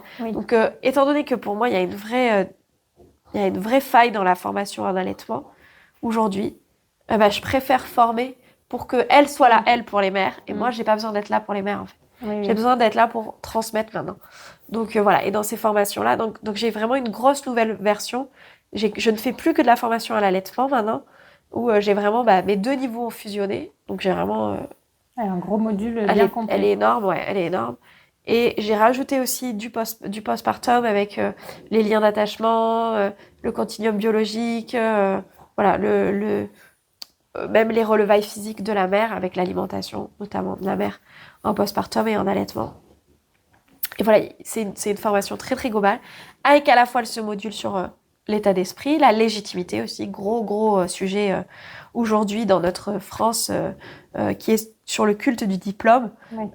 Diplôme qui n'est pas forcément méritant. C'est ça aussi. En fait, si tu veux, moi, un diplôme, s'il est fait sur une formation de méritocratie, je dis pas. Mais aujourd'hui, c'est pas le cas. Puisque, en fait, aujourd'hui, c'est du par cœur. La plupart des formations, c'est du protocole. Et aujourd'hui, on voit bien les failles de notre système de santé. On est excellent pour ce qui est de traiter les urgences, la traumato, etc. Ouais, mais on n'est pas très bon pour traiter le global. On sait que se renvoyer la balle aux spécialistes. On sait plus voir un peu l'ensemble. Alors, à part en médecine interne, où c'est déjà beaucoup plus performant. Mais voilà, on a vraiment une médecine quand même qui est basée sur le protocole. Et pour moi, en fait, que ce soit dans le cadre de la naissance ou même dans le cadre du général, un humain, c'est unique. On peut pas faire du global sur un individu unique. Moi, je suis très admirative des médecines, comme par exemple la médecine chinoise, où ils sont très sur l'individu unique. Bien sûr qu'il y a une base de savoir qui est, voilà, c'est une banque de données sur comment fonctionne, etc., qui est pas négligeable. Mais il faut qu'on soit capable d'avoir la réflexion suffisante pour adapter à une personne selon son mode de vie. Aujourd'hui, en médecine allopathique, on est capable de dire un gars, il a mal à la tête, on lui file un médicament contre le mal de tête. À aucun moment, on va se dire, mais pourquoi cet individu-là a mal à la tête? Quel est son mode de vie? Quelle est son alimentation? Alors ça, tu verras pas un médecin te demander comment vous mangez. Enfin, si, probablement, mais c'est rare. Je veux dire, on est sur la gestion des symptômes et on va plus tellement chercher beaucoup plus loin. L'environnement, le mode de vie. Le global. Ouais. Et c'est ce qui manque aujourd'hui dans notre système de santé. Donc, pour moi, je suis persuadée que beaucoup de personnes peuvent être diplômées et excellentes dans leur milieu, mais à la fois, je suis convaincue qu'il y a plein de personnes qui sont diplômées et médiocres dans leur milieu, tu vois. Vraiment médiocres. Et je me cache pas qu'il y a pas longtemps encore, je peux encore t'en parler, j'ai une copine à moi que j'accompagne depuis qu'elle est enceinte, qui là, son bébé, il est né, et son médecin lui a dit, le bébé a 3 mois, il lui a dit, c'est bon maintenant, parce qu'il lui a dit qu'elle avait un peu de mal avec le sommeil, maintenant, votre fille, elle est complètement capable de dormir 12 heures par nuit, sans téter, vous pouvez lui apprendre à pas téter, 12 heures, un bébé de 3 mois. Enfin, moi, je craque, en fait. J'ai envie de péter des câbles quand j'entends des trucs comme ça. Quelqu'un qui a fait des études de médecine, donc qui est pédiatre et qui est spécialisé en nouveau-né. Voilà. Alors là, tu vois vraiment la faille, en fait, du truc. Un pédiatre qui propose des compléments à une femme qui allaite, c'est aussi du médiocre. On peut pas dire le contraire. Je vais pas mâcher mes mots aujourd'hui. Tu vois, enfin, voilà. Donc, aujourd'hui, cette faille, elle est là, elle existe. Donc voilà. Mais après, je suis convaincue qu'il y a aussi donc des personnes non diplômées qui sont des charlatans absolus et des personnes non diplômées qui sont totalement érudites. Et oui, je me place dedans. J'ai pas de, vois, c'est pas mon ego qui parle, c'est vrai. J'ai quand même fait beaucoup d'études dessus. J'ai étudié le sujet. Je suis convaincue que j'en connais plus que certaines personnes qui ont un diplôme. Et j'ai pas de problème avec ça. Mais du coup, j'apprends à mes personnes formées à pas avoir de problème avec ça non plus. À pas avoir de problème à se dire, mais oui, en fait, je connais mon sujet. Je sais, et je leur apprends à pas se laisser toucher par justement à pas se laisser toucher et à se dire, mais tu connais tes compétences, tu le sais, c'est bon. C'est bon. Tu connais tes compétences. Non, je te jure. Tu connais qu'un bébé. Bah oui, ça fait beaucoup de bruit. Mais parce qu'en fait, comme elle est gestante, ça appuie un peu sur sa respiration. Donc normalement, elle ronfle pas. C'est un bulldog qui ronfle. Vous aurez eu un ronflement constant, c'est pas grave. Un petit bruit. Je suis sûre qu'on aura entendu un parfaitement petit bruit tout ce qui s'est oui. dire. Heureusement qu'elle avait pas le micro sur elle. Mais voilà, donc en fait, je leur apprends juste à avoir ce truc de, en fait, ayez confiance juste en vos savoirs, parce que C'est ce qui manque, et dans nos sociétés, en fait, c'est la confiance en nous. Parce qu'on est dans une société, sur le culte du diplôme, je le redis encore une fois. Bien sûr que d'avoir des... Et de la légitimité, comme tu disais, de se sentir légitime. C'est juste dans la tête. Hein.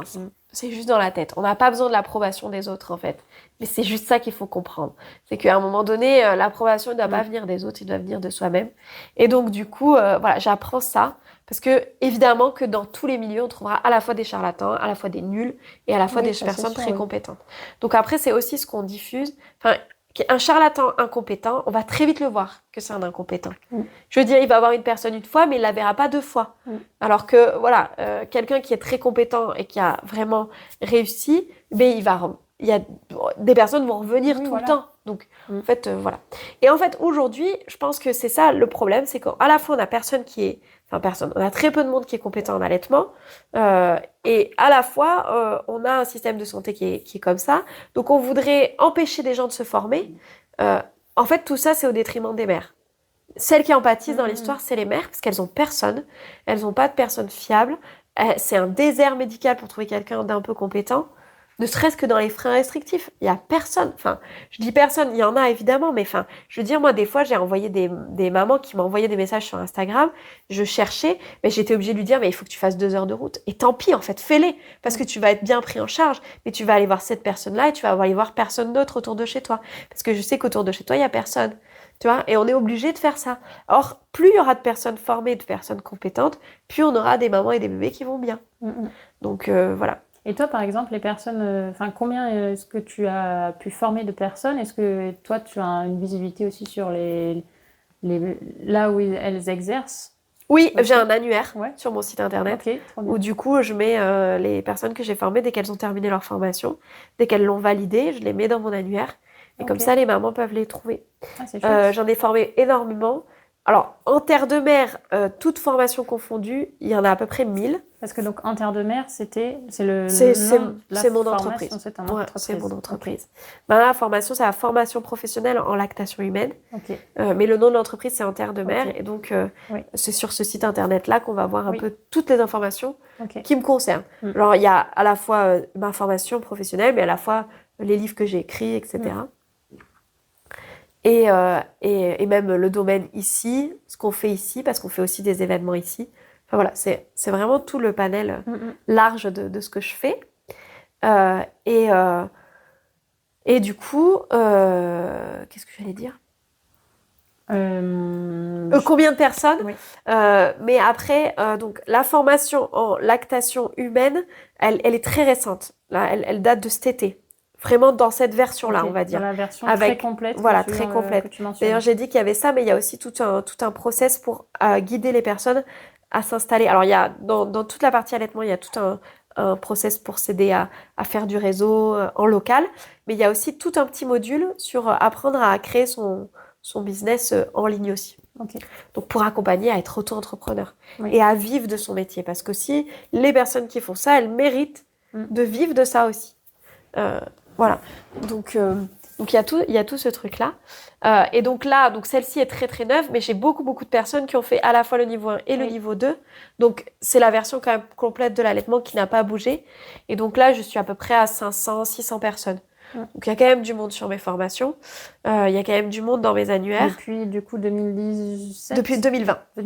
2020, ouais. La première version, elle était en 2020. Donc voilà. C'est un bon petit truc. Mais maintenant, j'ai vraiment décidé de me consacrer vraiment à l'allaitement, donc dans mes formations. Et donc, mes 2 livres que j'ai sortis, Naître ici et Allaiter, du coup, la maison d'édition a été rachetée. Et du coup, elle a éliminé toute une grosse partie naissance et allaitement. Donc, du coup, ils seront plus édités. Donc, maintenant, on peut trouver les derniers, mais plus ceux-là. Donc, je vais les ressortir en janvier. Là, tu as l'info exclusive. En janvier, je les ressors en auto-édition pour qu'ils puissent, avec une illustratrice qui va faire à la fois ces illustrations-là, et avec elle, on est à la fois en train de travailler pour refaire, parce que dans ma formation, il y a de la vidéo, mais il y a aussi des PDF de cours. Il y a plus de 150 pages de cours, et donc elle me refait toutes les illustrations aussi de ma formation. Donc voilà, on travaille ensemble du coup pour que je puisse à la fois avoir les illustrations du livre et de ça. Donc voilà mes projets actuels. Cette formation professionnelle, c'est mon projet ultime et je vais rester sur celui-là. Et à la fois les livres qui vont ressortir en auto-édition. Et puis, et après, dans les projets à côté, on va dire, parce que donc c'est mon élevage, donc 2 poulains par an qui me permettent d'entretenir mes chevaux à l'année. Okay. Avec Tom, on fait aussi, donc lui, il fait du pain au levain aussi. On fait aussi beaucoup d'événements sur place. Donc là, tu vois, par exemple, la semaine prochaine, le 19 septembre, on va faire une soirée avec un spectacle d'improvisation, un concert, et lui, il va faire un bar à burger. Et tout au long de l'année, et surtout au beau temps, on va dire, on fait des petits trucs, et je fais aussi pas mal d'ateliers avec les chevaux pour les familles. Alors c'est pas des ateliers où on monte, c'est pas des ateliers encadrés, c'est vraiment pour découvrir le cheval autrement, pour apprendre aux enfants qu'en fait le cheval c'est pas que monter, et comment il communique. J'ai des nomenclatures avec des émotions, tu vois, comment se sent le cheval, et au même endroit j'ai mis un enfant qui vivait la même émotion pour qu'ils arrivent à comprendre que quand le cheval est dans cet état, enfin il fait ce physique là, et ben c'est qu'il est dans tel état. Parce qu'en fait, il y a beaucoup d'accidents dans le milieu du cheval et on peut totalement les prévenir en lisant le cheval. Chose qu'on fait absolument pas. Aujourd'hui, le cheval, c'est un instrument. Et donc, je veux vraiment changer cette vision-là des choses. Et j'écris aussi des romans. Et donc, ça aussi, c'est mes projets. J'en ai sorti 2 déjà. Donc là, il y en a un 3e que je suis en train d'écrire, que je suis en train de finir. Donc ça, j'aimerais... c'est un truc que je fais depuis toujours, écrire des romans. Sur des plateformes avant, j'avais énormément de lecteurs aussi. C'est quel type de roman du coup ? Romance en général, mais c'est pas du feel good, c'est vraiment de la romance un peu psychologique avec des... Alors, bien sûr, c'est des romances féministes avec des héroïnes féministes, et bien sûr, je suis anti-romance où les personnages masculins sont des red flags, tu vois. Genre, j'aime beaucoup la dark romance, par exemple, parce que j'aime bien quand il y a tout un contexte un peu psychologique qui donne des failles. Bah, typiquement, moi, j'ai beaucoup aimé écrire sur les temps de guerre à l'époque, tu vois. Donc, il y a vraiment tout un truc où ils vivent des épreuves. Mais je déteste, par exemple, la dark romance classique aujourd'hui, où, par exemple, une fille se fait enlever, le mec essaye de lui faire du mal, la frappe, et puis qu'elle finit par tomber amoureux de lui. Pour moi, c'est niette. Tu vois, il faut que les personnages les personnages masculins, c'est toujours des green flags. Voilà, toujours dans ce que j'écris.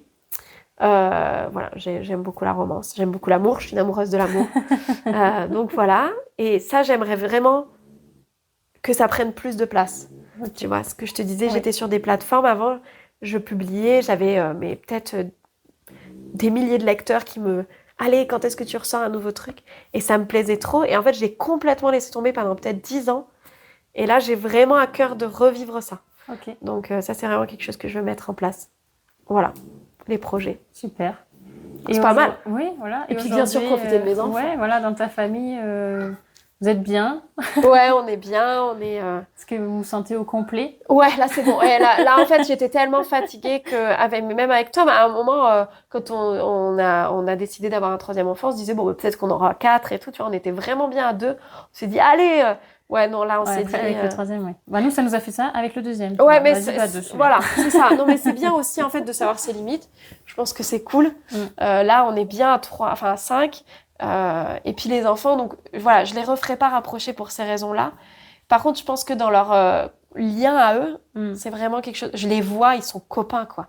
Là, Pio, je lui ai dit, c'est qui ton copain préféré dans ta classe ? Parce qu'ils sont dans une classe de CP au CM2, Zoa et Pio. Et il me dit, bah, c'est Zoa. C'est trop mignon. Trop mignon. Et il y a plein de trucs comme ça où vraiment, il dit, voilà, moi, ma personne préférée, c'est ma sœur. Enfin, ils ont des liens vraiment... ils sont très proches. Et même les 2 garçons, ils ont 2 ans d'écart. Maintenant que Loen, il commence à grandir, il va avoir 4 ans. Donc, il commence à jouer un peu comme eux. Plus ça va grandir, plus je sens que ça va l'être.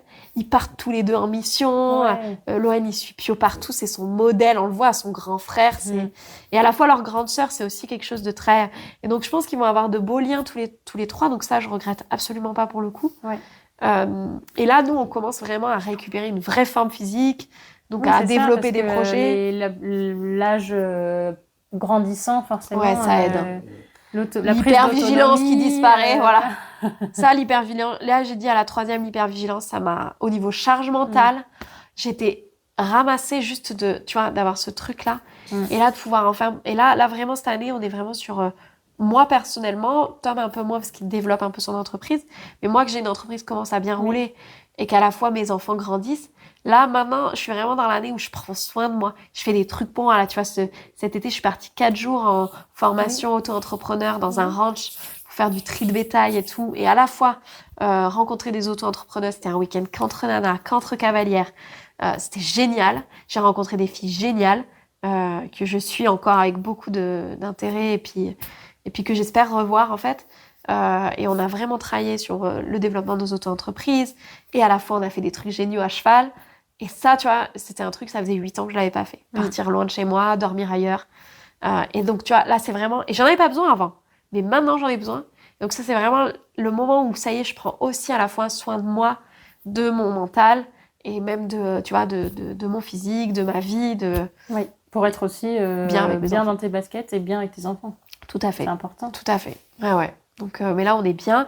Les 2 grands sont dans une école absolument géniale. Donc, on a pris la décision de les scolariser aussi pour plein de raisons. Et alors, ils sont dans une école... De toute façon, je les aurais pas mis dans une école qui respectait pas leurs besoins. Alors là, ils sont dans une école avec une maîtresse, donc multiniveau. Elle respecte à la fois leurs besoins. Petite école de campagne dans un village de 100 habitants. Elle fait plein de sorties scolaires. Elle est extraordinaire avec les enfants. Ils l'adorent. Hein. C'est vraiment une figure pour eux dans leur vie. Et je pense que ça les suivra toute leur vie d'avoir eu sur cette primaire, cette période vraiment importante quand on est petit de construction, une figure à la fois ultra bienveillante et à la fois qui leur met assez de cadre pour qu'ils se sentent aussi en sécurité, mais aussi qu'ils apprennent la vie en collectivité. Mais elle fait des trucs avec les enfants. Enfin, moi, j'étais déléguée de parents d'élèves l'année prochaine, je vais me représenter cette année. Donc, j'ai fait plein de sorties scolaires et j'ai même fait des ateliers poneys. J'ai emmené mes poneys à l'école pour qu'on puisse faire des ateliers avec les enfants. Et en fait, j'étais avec 33 enfants, j'avais que 2 poneys, mais les 33 ont été absolument adorables. Enfin, ils sont gentils. J'ai fait un cross où il y avait un élève qui était en difficulté pour la fin du cross. Et bien, ils sont tous allés courir avec elle pour la soutenir, pour finir le tour avec elle. Enfin, tu vois, il y a que des trucs comme ça. Les enfants sont ultra bienveillants. Ça, oui, c'est beaucoup comme les petites écoles de campagne. Je pense qu'il y a quand même ce côté soutien et de tous les âges. Pas de problème avec les plus petits. Après, moi, j'ai eu le problème avec Pio quand même. On a essayé de le scolariser dans une autre école l'année dernière en grande section. Parce qu'il était vraiment en demande d'avoir des copains. Et comme presque tous nos amis étaient partis à l'école aussi, on a dit, vas-y, on teste. Zoa était déjà dans cette école-là. Et en fait, lui, il a eu des problèmes avec 2 copains, en fait. Ça s'est très, très mal passé. Et pourtant, c'était une toute petite école. Ils étaient 15 dans la... J'allais dire 17. Entre 15 et 17 dans leur école. Donc, c'est une toute petite classe. Et ça a été très, très dur pour lui. Ah oui. Pourtant, la maîtresse était plutôt cool. Enfin, l'école aussi. Mais tu vois, il y avait vraiment pas ça. J'ai pas retrouvé ça dans ce truc-là. Et c'était un tout petit village aussi. Mais bon, globalement, on a quand même des trucs bien. Après, à l'école d'à côté, on sait qu'il y a aussi de la maltraitance sur les enfants, sur les écoles. Enfin, tu vois, il y a pas toujours. Voilà, on a de la chance d'avoir trouvé. Bon, c'est l'essentiel. On les laisse là jusqu'au CM2. Après, on verra ce qu'on fait. Mais on sait que pour la primaire, au moins, ils seront dans un endroit où ils vont être respectés et ils vont kiffer l'école, en fait. Moi, l'école, j'adore ça. Quand ça a vraiment ce truc-là. C'est un moment agréable pour les enfants. Ils y vont avec le sourire parce qu'ils voient leurs copains, parce qu'ils vont apprendre de nouvelles choses, parce qu'ils vont découvrir. Et après, ils sont contents de rentrer à la maison pour être avec nous. Mais il faut pas que quand ils se lèvent le matin, ils me disent « j'ai pas envie d'y aller ». Tu vois. Pour moi, c'est pas OK. Donc, voilà. C'est sûr. Donc, on est bien. Voilà, on est plutôt bien. Et si on doit conclure, alors qu'est-ce que tu aurais envie de dire aux femmes qui nous écoutent, potentiellement enceintes ou future maman ou... J'aurais envie de dire que vous avez qu'une seule vie. En fait, quelles que soient les décisions. Ça, c'est vraiment un truc général. Je pourrais même le dire aux pères, etc. Vous avez qu'une seule vie et je pense qu'on doit se lever le matin avec cette pensée-là. Parce qu'en fait, je vois trop de gens, tu vois, qui disent oui, mais changer de vie, c'est de la chance. Ou faire les choses qu'on aime. Même, ne serait-ce que d'avoir un accouchement physiologique. Des fois, on se dit, mais c'est une chance. Mais non, en fait, c'est pas une chance. En fait, tout le monde peut y arriver en se donnant les moyens d'y arriver. Juste parce qu'on a envie. Et de pas en fait, je vois même nos parents, tu vois, la génération de nos parents. Je vois ma belle-mère qui est à la retraite, là, qui se dit, oh, mais j'ai bossé toute ma vie, mais en fait, finalement, maintenant, je suis à la retraite. Et en fait, j'ai l'impression d'avoir, enfin, ce qu'elle gagne à la retraite, par exemple, c'est rien. Elle me dit, je suis hyper déçue. Et en fait, c'est ça. Et en fait, t'attends d'être à la retraite pour pouvoir vivre vraiment. Ben non, en fait. Il faut pas attendre. Faut pas attendre. La vie, c'est aujourd'hui. Le futur, il est hypothétique. Le passé, il n'existe plus. Mais en fait, il faut vraiment vivre dans l'ici et le maintenant. Donc, se dire vraiment tout le temps, on n'a qu'une vie. Et vivre comme ça, quoi. Avec cette optique-là. Voilà. C'est beau. C'est très bien pour conclure. C'est pas mal. Tant mieux. Je trouve que c'est un bon mot de la fin. Voilà. Donc, ça touche tout le monde, du coup, comme ça. À la fois les femmes qui vont avoir un bébé, qui construisent une famille, et à la fois les futures accompagnantes, et même les conjoints. Oui. Voilà. Tout le monde. Tout le monde. Merci voilà. Julie. Merci à toi.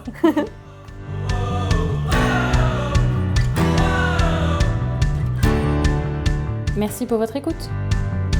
Si ce podcast vous plaît, je vous invite à le faire voyager, à le partager, à vous abonner et à lui mettre 5 étoiles. À très vite pour le prochain épisode et d'ici là, on se retrouve sur les réseaux sociaux.